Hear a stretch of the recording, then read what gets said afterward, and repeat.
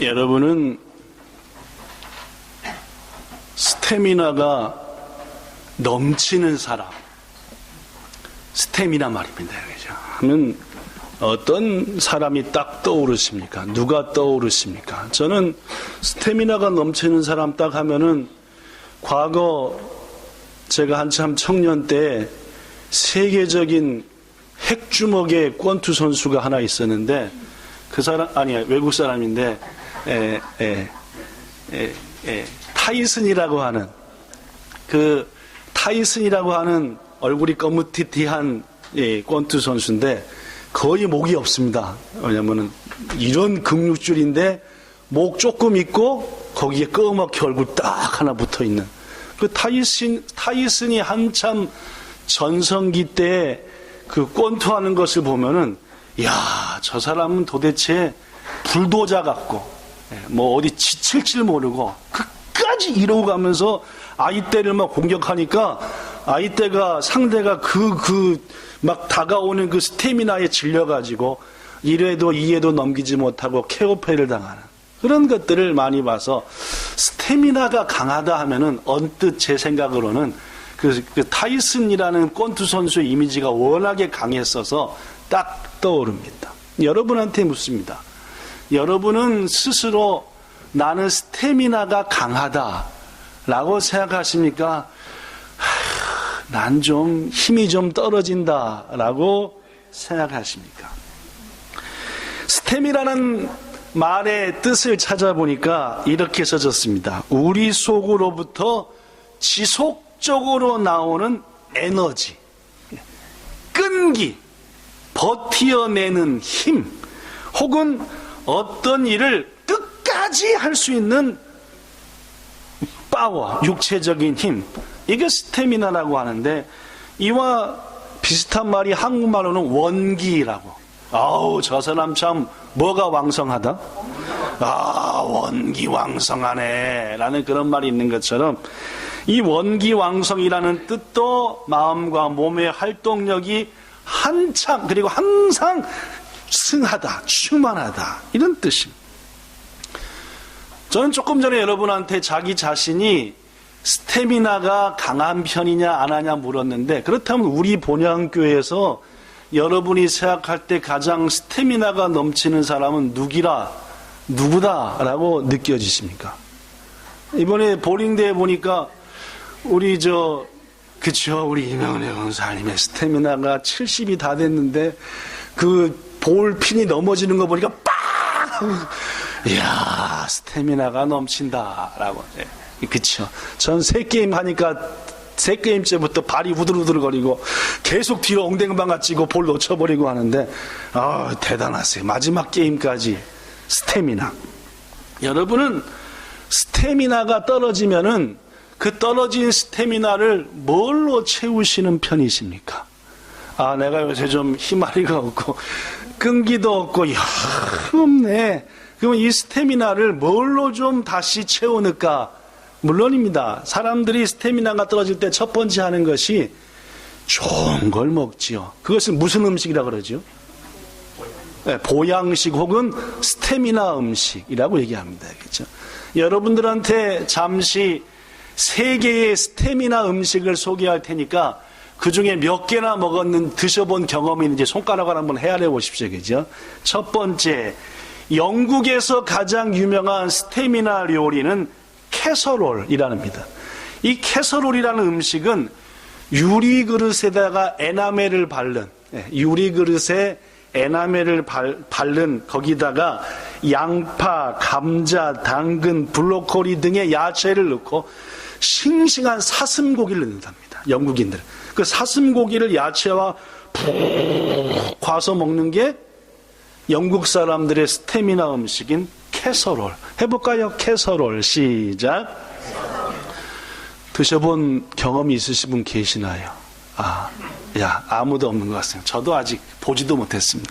자, 두 번째, 프랑스의 대표적인 스태미나 음식은 포토페. 시작. 포토페. 이 포토페는 역시 각종 채소 플러스 허브를 넣는답니다. 허브를 넣고 또 똑같이 고기를, 여긴 무슨 고기를 냐면은 아까는 사슴고기였는데 프랑스 사람들은 방목한 소고기요. 나서킬은 소고기를 넣고 역시 푹 과서 먹는, 이게 프랑스에서 가장 대표적인 보양식, 스태미나 음식인 포토페. 시작. 포토페. 드셔본 분?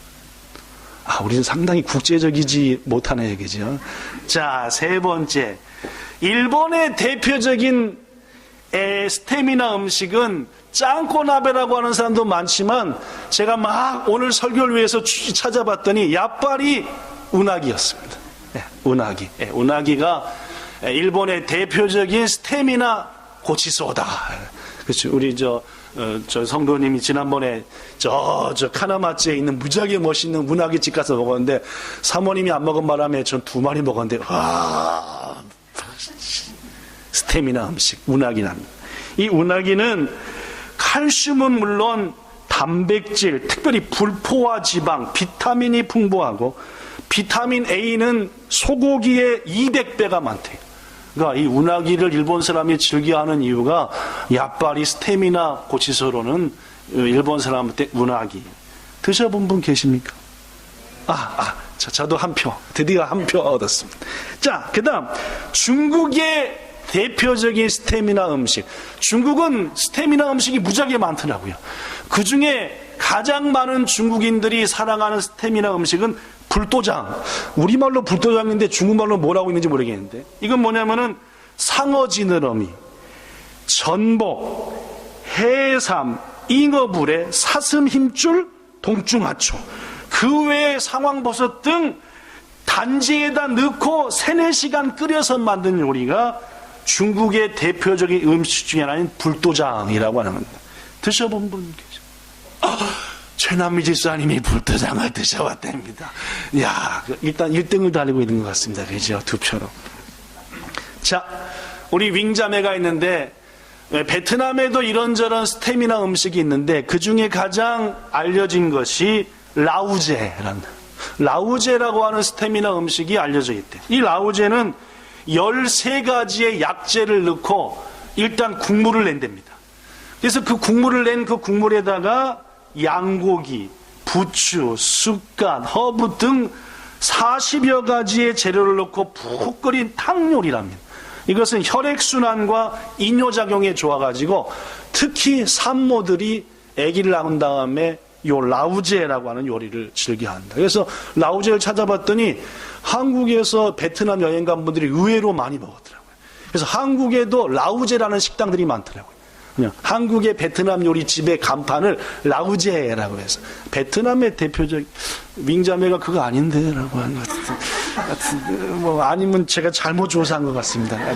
하여튼 제가 조사한 바에 의하면 라우제라고 하는 음식이 베트남의 대표적인 음식이다.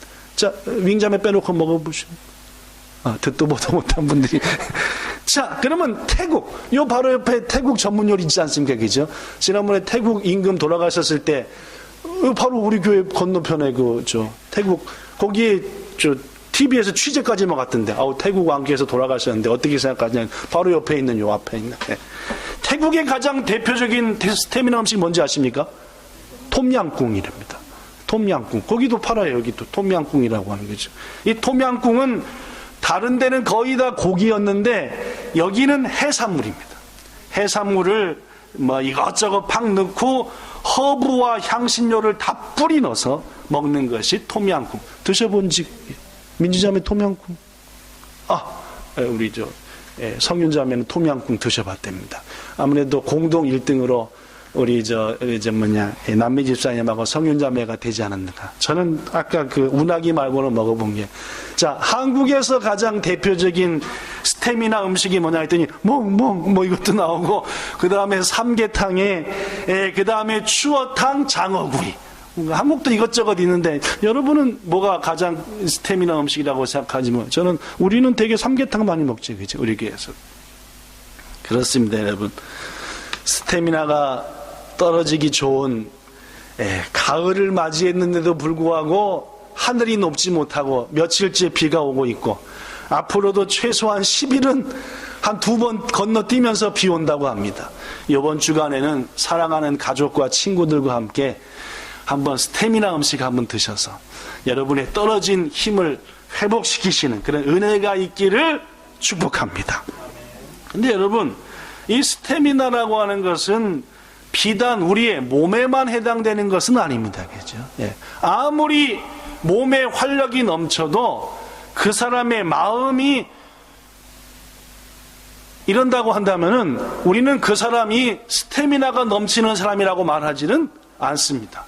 예. 마음은 한데 힘은 막세. 그럼 뭐라 그러죠? 한국말로? 아유, 저 곰 같은 것. 곰이라 그러지. 저 곰 같은 사람이라 그러지.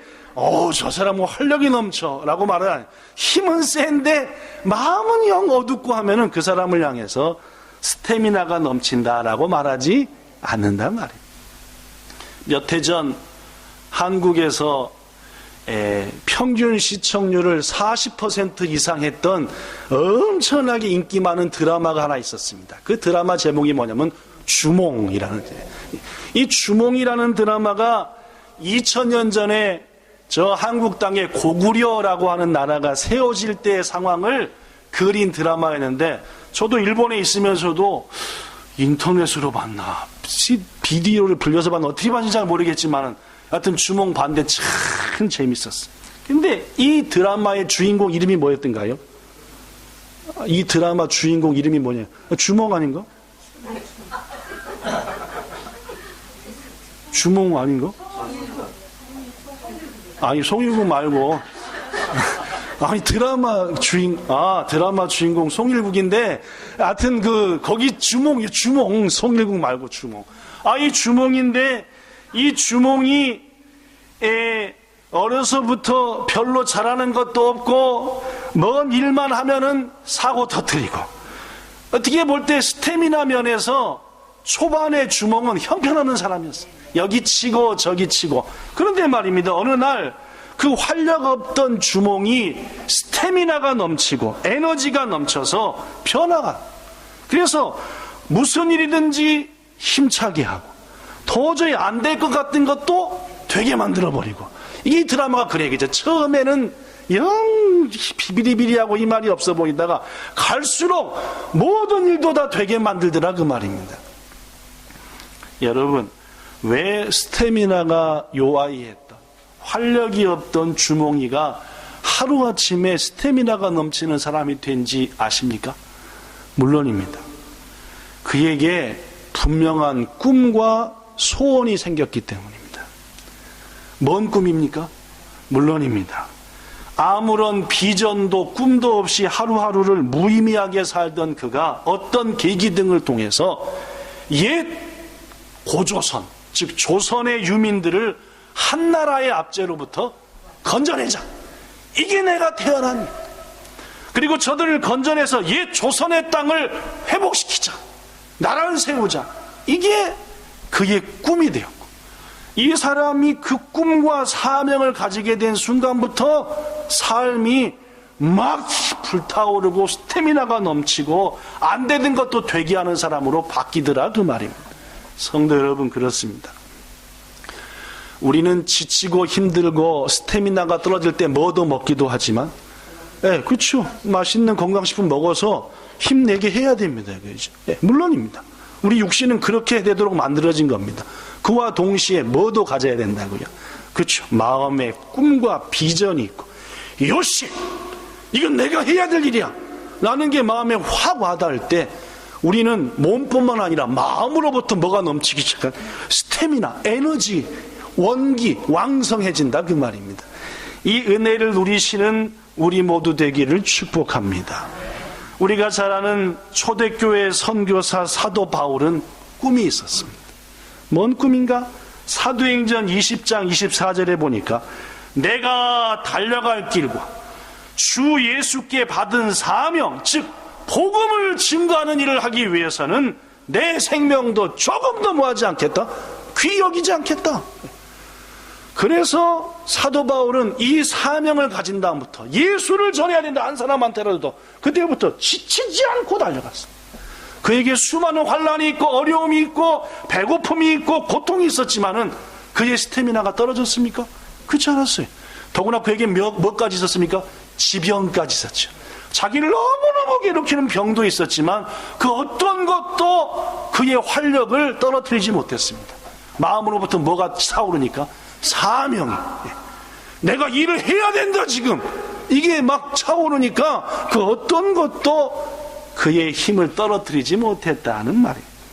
존 맥스웰이라고 하는 유명한 리더십 전문가는 말하기를 당신이 속한 공동체, 즉 우리의 가정, 우리의 교회, 우리의 기업, 그리고 나 자신을 성장시키시고 자라게 하기 위해서는 그것들을 뭘 하려 하지 말고 거기에 뭘 바꾸라?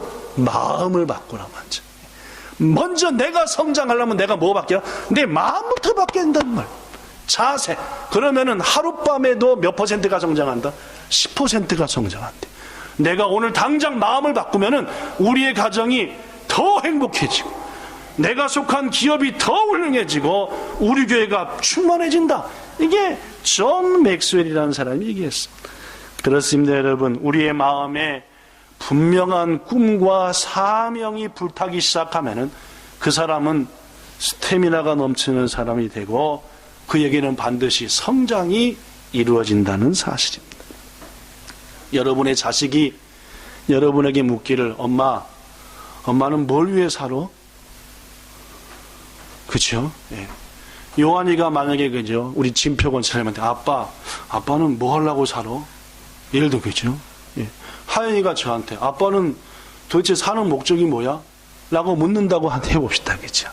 혹은 우리의 친구들이 우리의 후배들이 말입니다. 선배님은 인생의 꿈이 뭐예요? 라고 묻는다 해보자 그 말입니다. 사랑하는 여러분, 분명한 꿈을 가진 사람, 사명을 가진 사람은 어떤 상황에서든지 지금 자기가 걷고 있는 길을 설명합니다. 뭐 넘치는 모습으로, 활력 있는 모습으로. 난 이걸 위해 살아. 난 지금 이게 꿈이야. 그런데 말입니다. 분명한 꿈을 가지지 않는 사람은 그냥 다 사는 거야. 인생은 그냥 죽지 못해 사는 거지. 그냥 세월에 흘러가다 보면 또 사는 거고 그게 인생이지 뭐. 여러분은 어느 쪽이 되신다고 생각합니까? 예. 그냥 사는 거야 인생은. 이래갖고는 힘날 일이 없는 겁니다. 힘날 일이 없죠. 뭐 그냥 되는 대로 사는 거니까. 어쩌다 복권 하나 맞으면 힘 반짝 힘났다가 복권 받은 거 쓰기 시작하면 또 어쩌다 빵 땡겨서 와 쏟아지면 와 하다가도 이틀 지나면 또 귀중하신 여러분, 이 귀한 계절에 내가 감당해야 될 사명, 왜 하나님이 날 일본에 보내셨고 본향교에 보내셨고 왜 우리의 가족을 세우셨는가 깊이 주 앞에 기도하여 하나님으로부터 분명한 사명, 꿈을 발견하셔서 그 꿈을 향해서 벌떡 일어나 스태미나 넘치는 삶을 사는 우리 모두가 되기를 예수님 이름으로 축복합니다. 자, 그렇다면 우리에게 여러 가지 꿈이 있고 사명이 있고 한데 오늘 본문에 보니까 이런 꿈을 가진 분도 있습니다. 본문 4절에 보니까 이런 말이 있습니다. 주 여호와께서 학자들의 혀를 내게 주사 나로 곤고한 자를 말로써 어떻게 도와줄 줄을 알게 하셨다. 이사야가 간절히 기도하는 가운데 하나님이 주신 사명이 가슴에 팍 와닿는 거예요. 그죠? 근데 그 사명이 뭡니까? 곤고한 자를 뭘로써? 말로써. 어떻게 뭐 해줄까? 힘을 줄 거야. 용기를 줄까? 이런 사명을 내게 주셨다라는 말. 귀중하신 여러분, 우리가 갖는 여러 가지 사명이 있고 해야 될 일이 있지만 그 중에 귀중한 것 하나는 가슴이 찢어진 사람, 외롭고 쓸쓸하여 가슴에 뻥 구멍이 뚫린 사람, 더 이상 인생을 살 힘조차 없어서 사는 게 옳은지 죽는 게 옳은지 하는 그런 사람들을 따뜻한 사랑으로 무엇보다도 뭘써? 먼저 말로써 위로해주고 용기 주고 힘주는 것도 하나님이 주시는 뭐라고요? 사명이다. 이사야는 여러 가지 사명이 있었지만 그 중에 이걸 다 깨달은 겁니다. 물론 오늘 본문은 예수님이 어떤 분인가에 대한 예수님에 대한 예언의 말씀이기도 한 것이 분명하지만 그와 동시에 이사야에게 주신 사명이요 우리에게도 때로는 귀한 언어 생활로 말로 가슴이 뻥 뚫린 사람을 도와줘야 될 사명이 있다는 것을 알아야 한다는 말씀이기도 합니다. 여러분, 이런 여인이 있습니다. 미모는 갖지 못했지만은 몸무게가 대신 100kg가 넘습니다.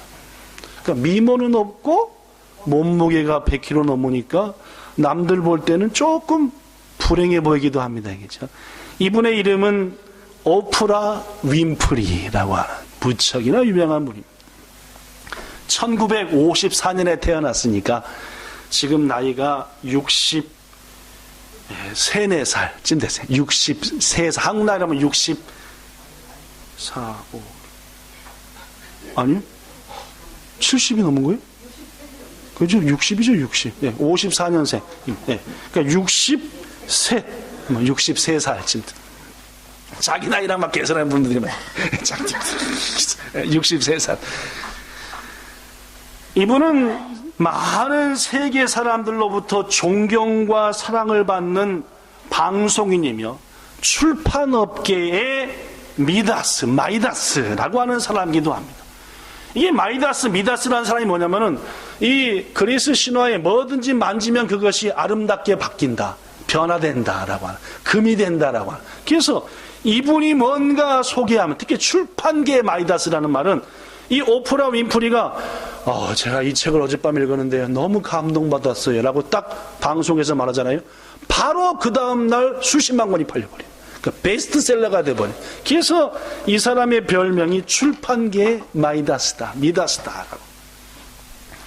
그녀는 이렇게 훌륭하고 많은 사람에게 존경을 받지만은 실은 미국에서 가장 빈민가로 유명한 곳에서 태어났고 찢어지게 가난하고 밥도 못 먹는 시대를 보내던 때 그의 나이 9살 때에 자기 사촌 오빠한테 강간을 당했습니다. 겨우 9살밖에 안 됐는데 사촌 오빠가 끌어가가 못된 짓을 해버린 거예요. 여러분 9살에 얼마나 놀랐겠습니까? 그리고 이런저런 사람한테 괴롭힘을 당하다가 14살 때 미혼모가 되었습니다. 미혼모라는 말이 뭔지 아시죠? 애를 낳았다. 14살 때 애를 낳았는데 누구 애인지도 모르는 기구한 인생입니다. 그때부터 마약에 빠졌습니다. 9살 때 험한 일을 당하고 14살 때 아빠 없는 이런 일이 당했으니까 그 삶이 얼마나 힘들고 어렵겠습니까?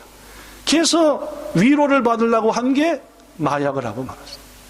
감옥을 왔다 갔다 했습니다. 전과자. 그런데 그럼에도 불구하고 2005년 미국의 가장 유명한 세계적인 타임지는 그녀를 지난 2005년에서 미국을 움직이는 가장 영향력이 있는 100명을 소개하고 그 100명 중에 1등으로 이 여인을 뽑았습니다. 오프라 윈프리. 또한 그녀는 자신의 아픈 과거에도 불구하고 골든글로브상, 아카데미상, 에미상 최고 토크쇼상, 그리고 미국 및 세계에서 권위 있는 인권자유상 등 수많은 상들을 수상했습니다. 그녀가 가난한 보육원에 방문해 이 보육원은 정말 어렵군요 하면은 바로 다음날 그 보육원으로 세계 각국에서 지원금이 와가지고 수억 달러가 모일 정도로 대단한 영향. 아까도 얘기했다시피 이 책이 참 좋았어. 바로 그 다음날 수십만 권의 책이 팔려버린 이런 영향력이 있는 여인이 오프라 윈프리였습니다. 그녀를 오늘날에 이르게 한 것은 오프라 윈프리 자기의 이름으로 한 쇼입니다. 토크쇼, 그냥 말하는. 어렵고 힘들고 이런저런 세상 사는 사람들을 방송국에 초대해서 그 사람과 얘기하는 겁니다. 이런저런 얘기하는 거예요. 근데 무슨 말이냐? 이 사람과 얘기만 하면 오프라 윈프리랑 어떤 상처와 아픔을 받은 사람도 맨 처음에 그 방송 들어올 때는 자기 얼굴도 보여주기 싫고 자기 인생이 너무 기가 막히니까 뭐 얼굴 가리고 하다가도 얘기하다 보면은 막 눈물이 터지고 콧물이 터지고 그러고 갈 때는 뭐 한 거예요? 스킬이 용기를 해서 가는 거예요.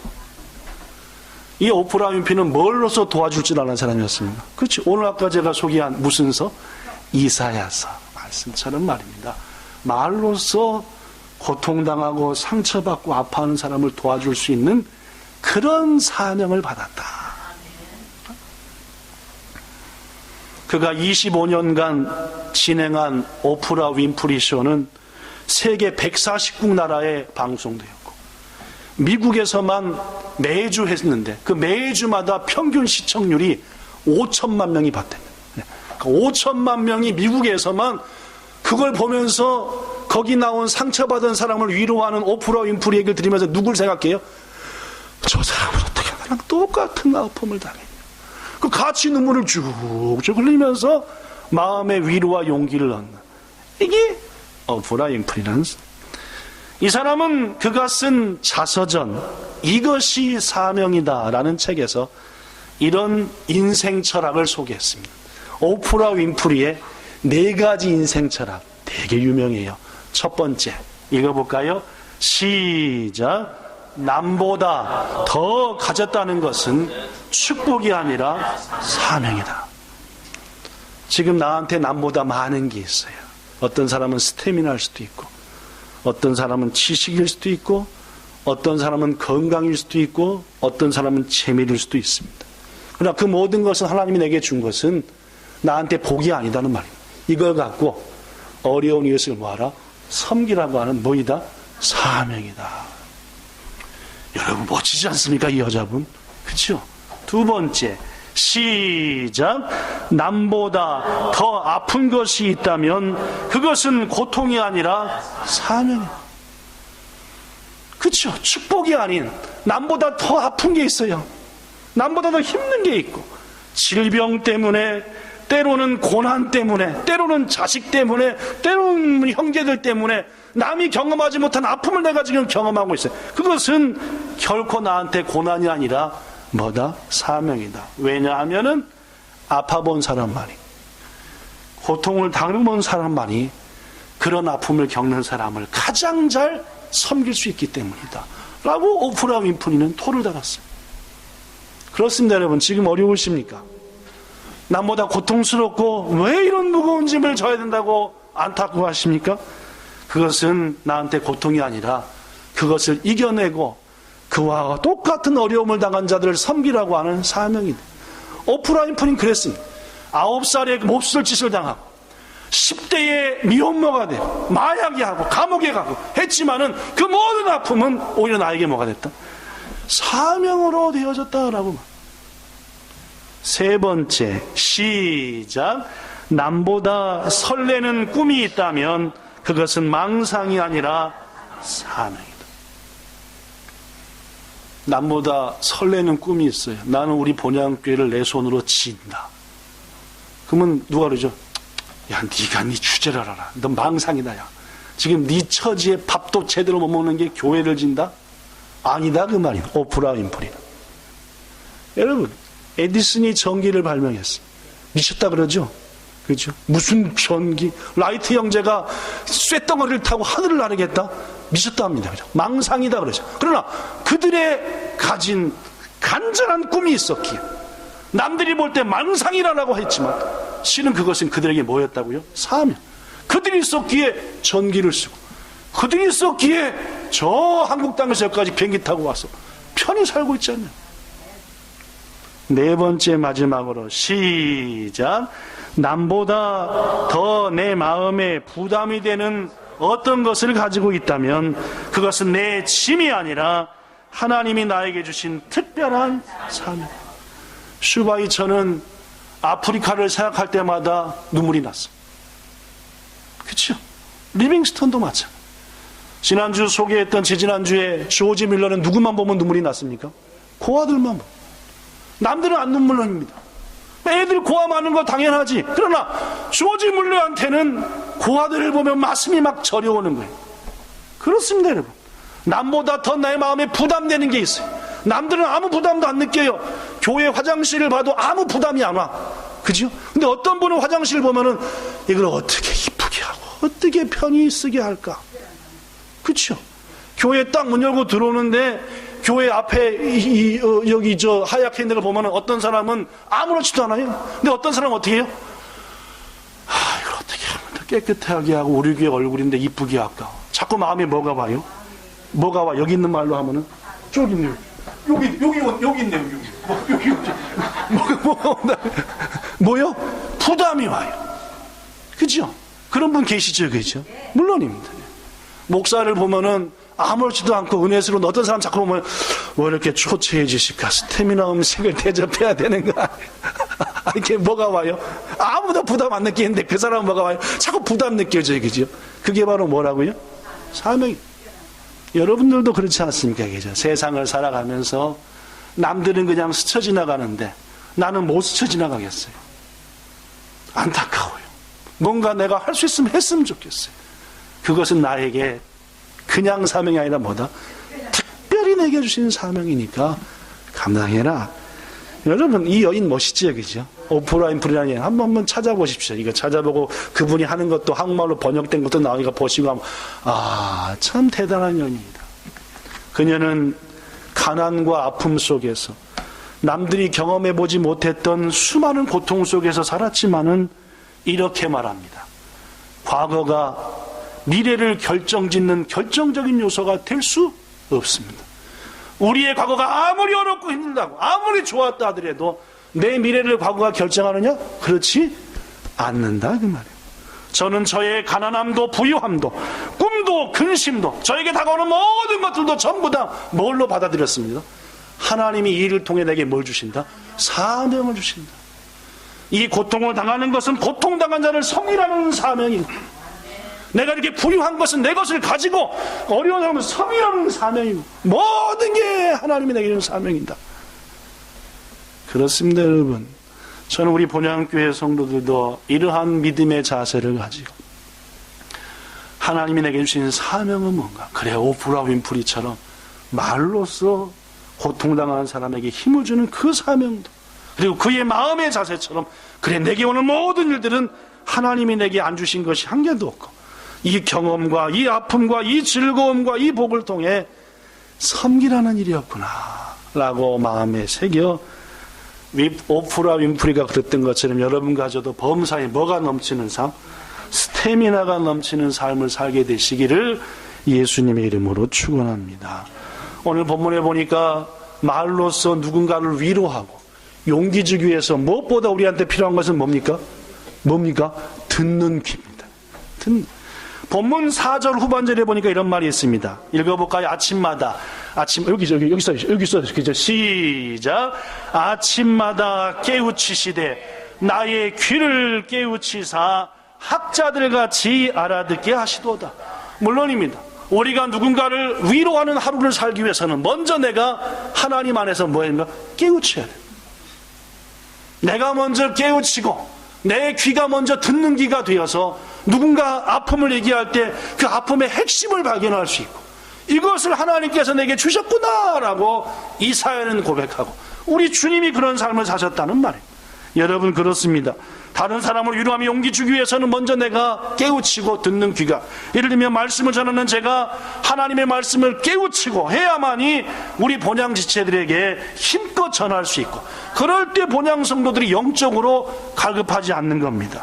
우리가 부모라고 한다면은 우리들이 먼저 내 자식을 향한 하나님의 역사와 섭리를 깨우쳐야만이 바른 부모가 됩니다. 그래야만이 이 험난한 세상 속에서 우리 자녀들이 우리 부모를 통해서 용기와 소망을 얻죠. 그런데 하나님의 자녀를 향한 섭리도 깨우치지 못해놓고 무조건 꾸중만 하고 무조건 지적만 하면은 도리어 자녀들은 상처와 고통 속에 살 수밖에 없을 수도 있다는 말이에요. 우리들이 각 팀의 팀장이며 부팀장이며 간사며 또한 각 기관장이며 기관의 봉사자라고 한다면은 역시 이렇게 기도해야 됩니다. 하나님, 내게 깨우침을 주사 우리 기관을, 우리 팀을 잘 인도하며 저들의 마음을 위로하고 하나 되게 하는 그렇게 하소서라고 말해요. 더구나 우리는 매너리즘에 매너리즘이 뭔지 압니까? 그냥 타성에 젖어서 기계처럼 매일 똑같이만 움직이고 싶은 이런 매너리즘이 우리에겐 자꾸 차가운다. 예를 들어 제가 주일 설교를 할 때 매주 하는 설교니까 이번 주 대충 해지 뭐, 이런 매너리즘에 빠진다고 한다면 그날의 말씀을 듣는 어떤 성도도 그 말씀을 통해 역사한 하나님 만나지 못할 겁니다. 여러분, 우리들이 매일의 삶이 아무 생각 없이 하루를 맞이하고, 일어나야 되니까 일어나고, 집안일 해야 되니까 할 수 없이 가고, 학교 안 가면 혼나니까 가고, 일 안 하면 월급 안 주니까 가고, 배고프니까 할 수 없이 먹고, 이렇게 한다면은 이러한 타성에 빠진 우리들의 모습은 결코 스태미나도 넘치지 못하고 하나님의 사명도 감당할 수 없고 주위에게 아픔만 주고 골치만 아프게 하는 인생이다, 그 말. 귀중하신 여러분, 아침마다 하나님께 깨우침을 구합시다. 하나님, 오늘 아침도 저를 깨우치사 듣는 길을 갖게 하시고 말로써 어떻게 위로할지를 알게 하시고 오늘도 만나는 모든 사람에게 하나님의 능력을 나타내게 할 수 있는 그런 삶을 살게 하소서. 이것이 스태미나 넘치는 삶의 비결이다, 그 말이에요. 말씀이 조금 더 있지만은 결론의 말씀 드리겠습니다. 우리가 이 힘든 세상에서 지쳐 허덕이지 말고, 저는 여기 있는 우리 모든 성도들이, 본향교회 성도들이 활력이 넘치는, 스태미나가 넘치는 삶을 살기를 축복합니다. 그러기 위해서 육신이니까 때로는 뭐 하자고요? 여러분, 스태미나 음식도 찾으셔서, 특히 이번 주간에는 일주일 내내 꾸물꾸물하다니까 가족에게 혹은 친구한테 우리 맛있는 거 먹고 힘 좀 내볼까 하는 시간 가지시기를 축복합니다. 두 번째, 육신만이 아니라 우리의 마음으로부터 스태미나가 넘쳐야 됩니다. 누구처럼? 주몽이처럼 말입니다. 누구처럼 말입니다. 바울처럼, 아까 소개했던 누구처럼? 오프라 윈프리처럼 말입니다. 하나님 안에서 사명을 발견하시고 그 사명을 위해서 벌떡 일어나는 한 주가, 이 계절이 되기를 축복합니다. 사명 중에 여러 사명이 있지만은 뭘로써? 말로써 누군가를 위로하고 힘주는 것은 참으로 귀중한 사명입니다. 아침마다 하나님, 오늘 제 말을 통해서 누군가에게 힘이 되게 하시고, 그러기 위해서 듣는 길을 갖게 하시고 깨우침을 주시옵소서 해서 매일매일의 삶이 힘찬 삶 되기를 우리 구주 예수님 이름으로 축복합니다. 기도하겠습니다. 좋으신 하나님, 매일의 삶을 똑같이 맞이하고 매너리즘에 빠져서 뭐 어제나 오늘이나 내일이나 뭐 그렇게 사는 거지 뭐, 그러다 뭐 한번 뻥 소설할 일 있겠지, 이런 착각, 이런 의미 없는 인생 이제는 버리게 하시고, 하나님, 저에게도 사명을 주시옵소서. 또한 주신 사명 중 하나는 말로써 누군가에게 힘을 주는 일인데, 오프라 윈프리처럼 우리 예수님께서 그러하셨던 것처럼, 이사에게 주셨던 것처럼 아침마다 저를 깨우치고 우리를 깨우치사 말로써 힘든 자를 어떻게 위로할지를 알게 해주시기를 원합니다. 그리하여 이 세상 너무나 많은 사람들이 지쳐 힘들어 어찌할 바 모를 때 활력 있는 모습으로 그들에게 하나님의 능력을 소개하고, 그들 역시 주 안에서 능력이 넘치는, 파워 넘치는 삶을 살게 할 수 있는 아름다운 사람들로, 중개자로 우리를 삼아주시기 원하며 우리 구주 예수님 이름으로 기도드리옵나이다. 아멘.